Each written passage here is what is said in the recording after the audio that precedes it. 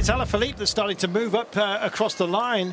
Now, I'm wondering whether Alaphilippe might actually take on a duty of lead-out man right at the beginning, as if to say, here you go, boys, have a gift just ahead of rest day. Why don't you? And see if Viviani can take one. Yep, looking to the right-hand side, Sunweb, with Kelderman coming up here.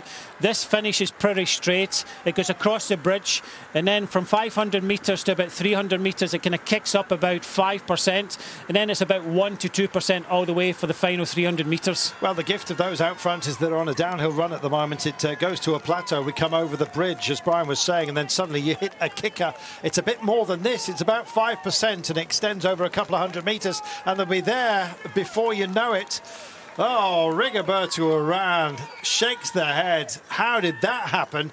Well, they'll dissect the day's stage, I am certain. Is that Colbrelli, who's found himself in a very elevated place, just following into this line with Peter Sagan right there? Yeah, you've got Sunweb at the front with 4 riders in front of Michael Matthews with 2 kilometres to go. Just behind, you've got Caleb Ewan. Then you've got Sonny Colbrelli. And then you've got the green jersey of Peter Sagan. Just behind that, you've got Jumbo-Visma. I'm not too sure what rider there's in, but Trentin is there, Viviani is definitely there, and also in the mix, Greg Van Avermaet. My goodness, they're all here, quite frankly. And here comes Alaphilippe as well, bottom of your screen, just near that number 4, indicating the 4th group is where he sits. 1,500 metres then.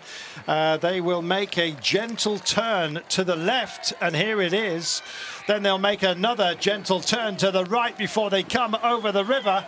And the banks may burst with the excitement here today. And Matthews looks over his shoulder, and Caleb Ewan is right on his wheel. Behind him is Colbrelli with the golden helmet here. Then in the green is Peter Sagan, the big green meanie. Not that too far behind either. You'll find Trentin, and it's opening up right now. There's the Flamme Rouge for you. So they'll come across the river. Here it is, the viaduct. And up ahead of them appears to be a wall.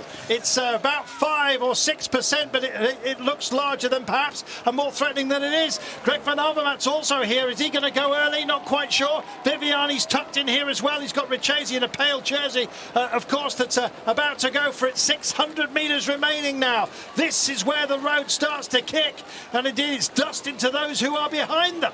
Yep, just going up to 500 metres to go, and Wout van Aert is on Peter Sagan's wheel, waiting to pounce also.